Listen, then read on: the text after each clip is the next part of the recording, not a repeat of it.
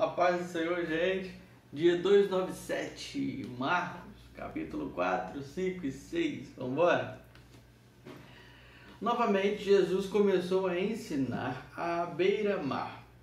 Reuniu-se ao seu redor uma multidão tão grande que ele teve que entrar num barco e assentar-se nele. O barco estava no mar, enquanto todo o povo ficava na beira da praia. Ele lhes ensinava, versículo 2, ele lhes ensinava muitas coisas por parábolas, dizendo em seu ensino: ouçam, o semeador saiu a semear. Enquanto lançava a semente, parte dela caiu à beira do caminho, e as aves vieram e a comeram. Parte dela caiu em terreno pedregoso, onde não havia muita terra, e logo brotou, porque a terra não era profunda. Mas quando saiu o sol, as plantas se queimaram e secaram, porque não tinham raiz. Outra parte caiu entre espinhos, que cresceram e sufocaram as plantas, de forma que ela não deu fruto. Outra ainda caiu em boa terra, germinou, cresceu e deu boa colheita, a 30, 60, até 100 por um. E acrescentou: aquele que tem ouvidos para ouvir, ouça. Quando ele ficou sozinho, os 12 e os outros que estavam ao seu redor lhe fizeram perguntas acerca das parábolas. Ele lhes disse: a vocês foi dado o mistério do reino de Deus, mas aos que estão fora tudo é dito por parábolas, a fim de que, ainda que vejam, não percebam, ainda que ouçam, não entendam. De outro modo poderiam converter-se e ser perdoados. Então Jesus lhes perguntou: vocês não entendem esta parábola? Como então compreenderão todas as outras? O semeador semeia a palavra. Algumas pessoas são como a semente à beira do caminho, onde a palavra é semeada. Logo que a ouvem, Satanás vem e retira a palavra nelas semeada. Outras, como a semente lançada em terreno pedregoso, ouvem a palavra e logo a recebem com alegria. Todavia, visto que não têm raiz em si mesmas, permanecem por pouco tempo. Quando surge alguma tribulação ou perseguição por causa da palavra, deixa eu ler de novo. Quando surge alguma tribulação ou perseguição por causa da palavra, logo a abandonam. Outras ainda, como a semente lançada entre espinhos, ouvem a palavra, mas quando chegam as preocupações desta vida, o engano das riquezas e anseios por outras coisas sufocam a palavra, tornando-a infrutífera. Outras pessoas são como a semente lançada em boa terra. Ouvem a palavra, aceitam-na e dão uma colheita de 30, 60 e até 100 por um. Ele lhes disse: quem traz a candeia para ser colocada? É uma pergunta isso, tá? Eu vou ler de novo. Ele lhes disse: quem traz a candeia para ser colocada debaixo de uma vasilha ou de uma cama? Acaso não a coloca num lugar apropriado? Porque não há nada oculto, senão para ser revelado, e nada escondido, senão para ser trazido à luz. Se alguém tem ouvidos para ouvir, ouça. Considerem atentamente o que vocês estão ouvindo, continuou ele. Com a medida com que medirem, vocês serão medidos, e ainda mais lhes acrescentarão. A quem tiver, mais lhe será dado. De quem não tiver, até o que tem lhe será tirado. Ele prosseguiu dizendo: o reino de Deus é semelhante a um homem que lança a semente sobre a terra. Noite e dia, estando ele dormindo ou acordado, a semente germina e cresce, embora ele não saiba como. A terra por si própria produz o grão. Primeiro o talo, depois a espiga, e então o grão cheio na espiga. Logo que o grão fica maduro, o homem lhe passa a foice, porque chegou a colheita. Novamente ele diz: com que compararemos o reino de Deus? Que parábola usaremos para descrevê-lo? É como um grão de mostarda, que é a menor semente que se planta na terra. No entanto, uma vez plantado, cresce e se torna a maior de todas as hortaliças, com ramos tão grandes que as aves do céu podem abrigar-se à sua sombra. De novo. Vou ler de novo, versículo 32. No entanto, uma vez plantado, cresce e se torna a maior de todas as hortaliças, com ramos tão grandes que as aves do céu podem abrigar-se à sua sombra. Com muitas parábolas semelhantes, Jesus lhes anunciava a palavra. Deixa eu ler de novo, versículo 33. Com muitas parábolas semelhantes, Jesus lhes anunciava a palavra, tanto quanto podiam receber. Não lhes dizia nada sem usar alguma parábola. Quando, porém, estava a sós com os seus discípulos, explicava-lhes tudo. Naquele dia, ao anoitecer, disse ele aos seus discípulos: vamos para o outro lado, deixando a multidão. Eu li errado. Vou ler de novo. Naquele dia, ao anoitecer, disse ele aos seus discípulos: vamos para o outro lado. Deixando a multidão, eles o levaram no barco, assim como estava. Outros barcos também o acompanhavam. Levantou-se um forte vendaval e as ondas versículo 37, de novo. Levantou-se um forte vendaval e as ondas se lançavam sobre o barco, de forma que este foi se enchendo de água. Jesus estava na popa, dormindo, com a cabeça sobre um travesseiro. Os discípulos o acordaram e clamaram: Mestre, não te importas que morramos? Ele se levantou, repreendeu o vento e disse ao mar: aquiete-se, acalme-se. O vento se aquietou e fez-se completa bonança. Então perguntou aos seus discípulos: por que vocês estão com tanto medo? Ainda não têm fé? Eles estavam apavorados e perguntavam uns aos outros: quem é este que até o vento e o mar lhe obedecem? Eles atravessaram o mar e foram para a região dos Gerazenos. É Gerazenos, tá? Então, de novo, eles atravessaram o mar e foram para a região dos Gerazenos. Quando Jesus desembarcou, um homem com um espírito imundo veio dos sepulcros ao seu encontro.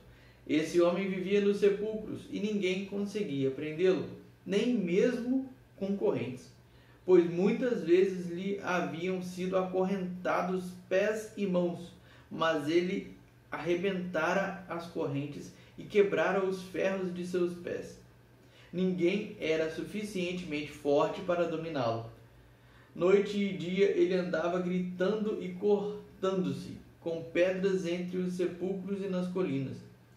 Quando ele viu Jesus de longe, correu e prostrou-se diante dele e gritou em alta voz: que queres comigo, Jesus, Filho do Deus Altíssimo? Rogo-te por Deus que não me atormentes. Pois Jesus lhe tinha dito: saia deste homem, espírito imundo. Então Jesus lhe perguntou: qual é o seu nome?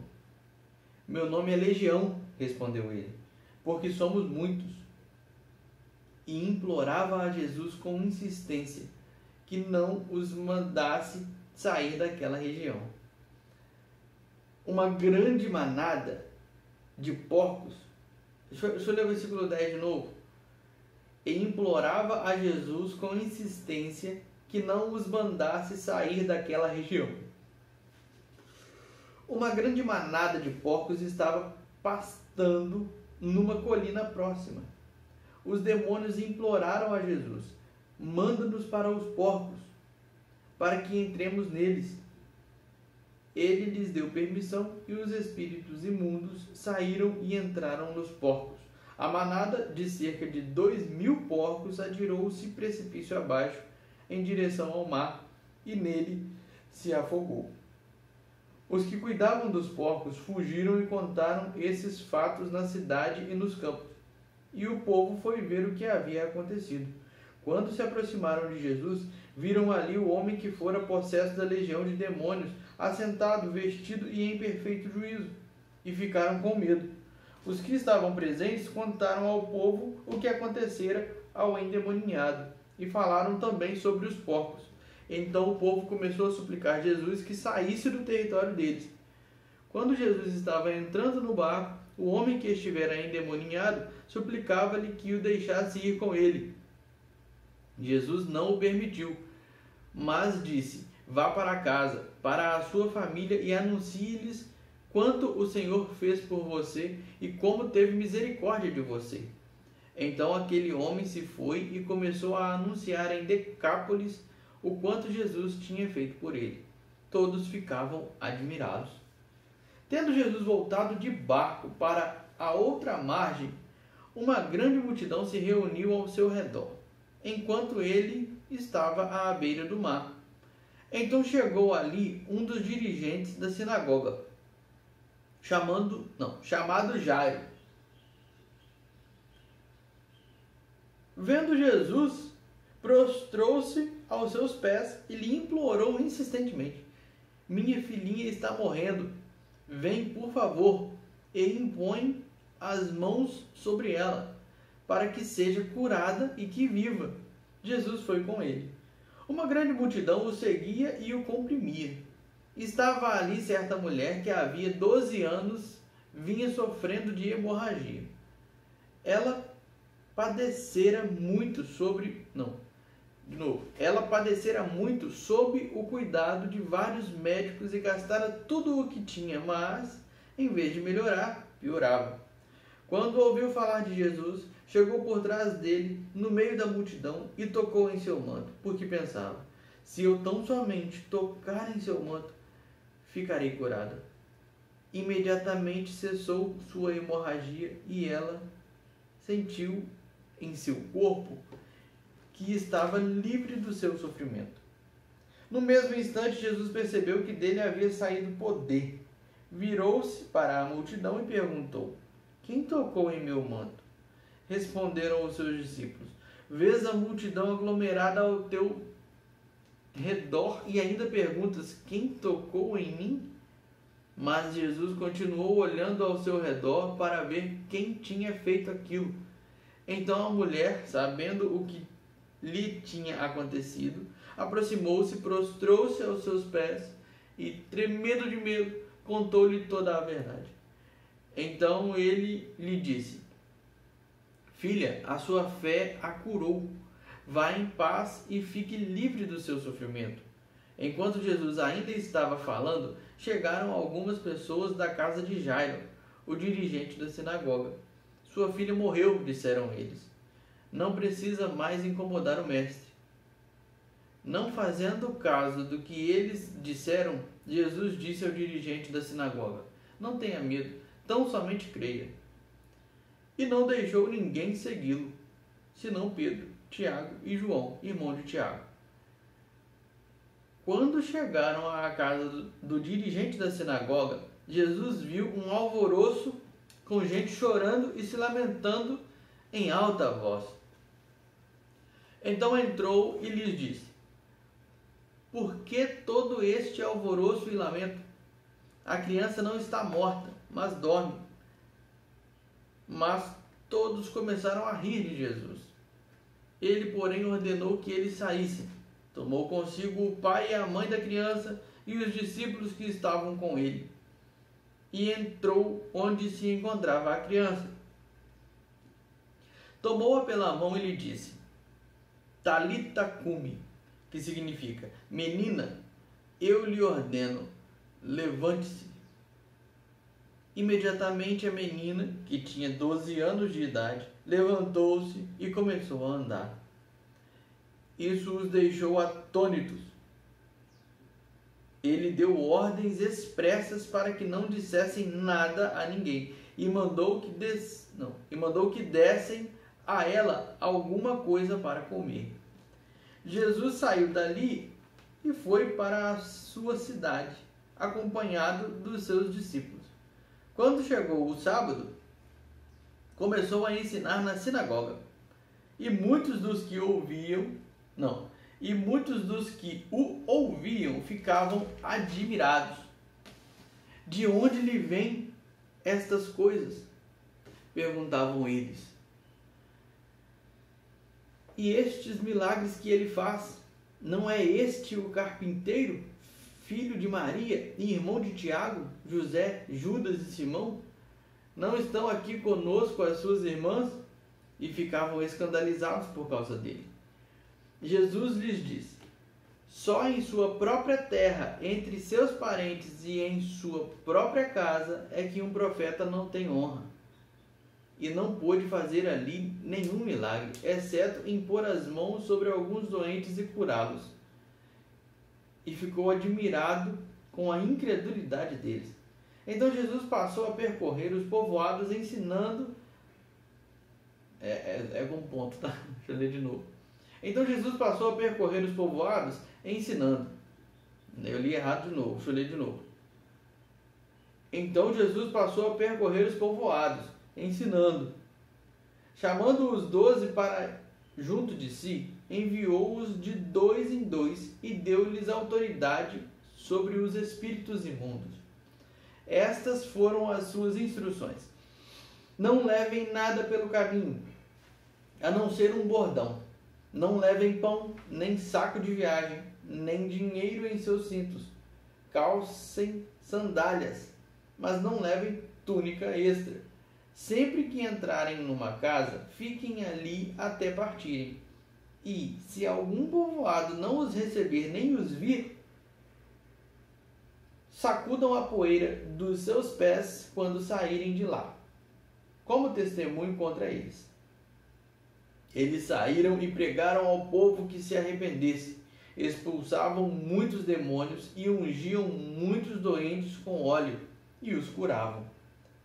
O rei Herodes ouviu falar dessas coisas, pois o nome de Jesus havia se tornado bem conhecido. Algumas pessoas estavam dizendo: João Batista ressuscitou dos mortos, por isso estão operando nele poderes miraculosos. Outros diziam: ele é Elias. E ainda outros afirmavam: ele é um profeta, como um dos antigos profetas. Mas quando Herodes ouviu essas coisas, disse: João, o homem a quem decapitei, ressuscitou dos mortos. Pois o próprio Herodes tinha dado ordens para que prendessem João, o amarrassem e o colocassem na prisão por causa de Herodias, mulher de Filipe, seu irmão, com a qual se casara. Porquanto João dizia a Herodes: não te é permitido viver com a mulher do teu irmão. Assim, Herodias o odiava e queria matá-lo, mas não podia fazê-lo, porque Herodes temia João e o protegia, sabendo que ele era um homem justo e santo. E quando o ouvia, ficava perplexo. Mesmo assim, gostava de ouvi-lo. Finalmente,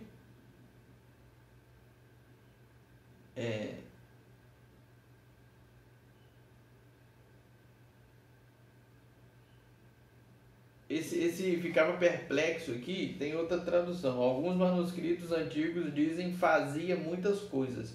Então, vou ler o 19 todo e o 20. Assim Herodias o odiava e queria matá-lo, mas não podia fazê-lo, porque Herodes temia João e o protegia, sabendo que ele era um homem justo e santo. E quando o ouvia, ficava perplexo, e quando o ouvia, fazia muitas coisas.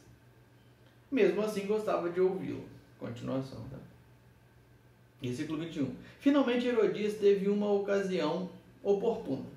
No seu aniversário, Herodes ofereceu um banquete aos seus líderes mais importantes, aos comandantes militares e às principais personalidades da Galiléia. Quando a filha de Herodias entrou e dançou, agradou a Herodes e aos convidados.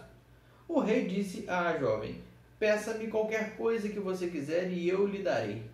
E prometeu-lhe sob juramento: seja o que for que me pedir, eu lhe darei, até a metade do meu reino. Ela saiu e disse à sua mãe: que pedirei? A cabeça de João Batista, respondeu ela. Imediatamente a jovem apressou-se em apresentar-se ao rei com o pedido: desejo que me des agora mesmo a cabeça de João Batista num prato. O rei ficou aflito, mas por causa do seu juramento e dos convidados, não quis negar o pedido à jovem. Enviou, pois, imediatamente 27. Enviou, pois, imediatamente um carrasco com ordens para trazer a cabeça de João. O homem foi decapitado. O homem foi, decapitou João na prisão e trouxe sua cabeça num prato. Ele a entregou à jovem e esta a deu à sua mãe. Tendo ouvido isso, os discípulos de João vieram, levaram o seu corpo e o colocaram num túmulo. Os apóstolos reuniram-se a Jesus e lhe relataram tudo o que tinham feito e ensinado. Havia muita gente indo e vindo, ao ponto de eles não terem tempo para comer. Jesus lhes disse, Jesus lhes disse: venham comigo para um lugar deserto e descansem um pouco. Então eles 32. Então eles se afastaram num barco para um lugar deserto. Mas muitos dos que os ouviram, versículo 33. De novo. Mas muitos dos que os viram retirar-se, tendo-os reconhecido, correram a pé de todas as cidades e chegaram lá antes deles. Quando Jesus saiu do barco e viu uma grande multidão, teve compaixão deles, porque eram como ovelhas sem pastor. Então começou a ensinar-lhes muitas coisas. Já era tarde e por isso os seus discípulos aproximaram-se dele e disseram: este é um lugar deserto e já é tarde. Manda embora o povo para que possa ir aos campos e povoados vizinhos comprar algo para comer. Ele, porém, respondeu: deem-lhes vocês algo para comer. Eles lhe disseram: isto exigiria 200 denários. Devemos gastar tanto dinheiro em pão e dar-lhe para... Devemos gastar tanto dinheiro em pão e dar-lhes de comer? Perguntou ele: quantos pães vocês têm? Verifiquem. Quando ficaram sabendo, disseram: 5 pães e 2 peixes.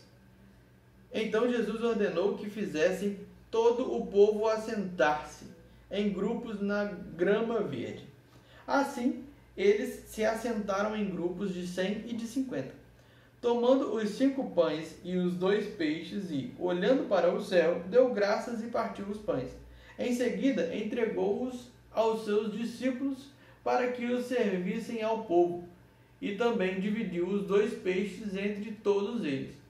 Todos comeram e ficaram satisfeitos. E os discípulos recolheram 12 cestos cheios de pedaços de pão e de peixe.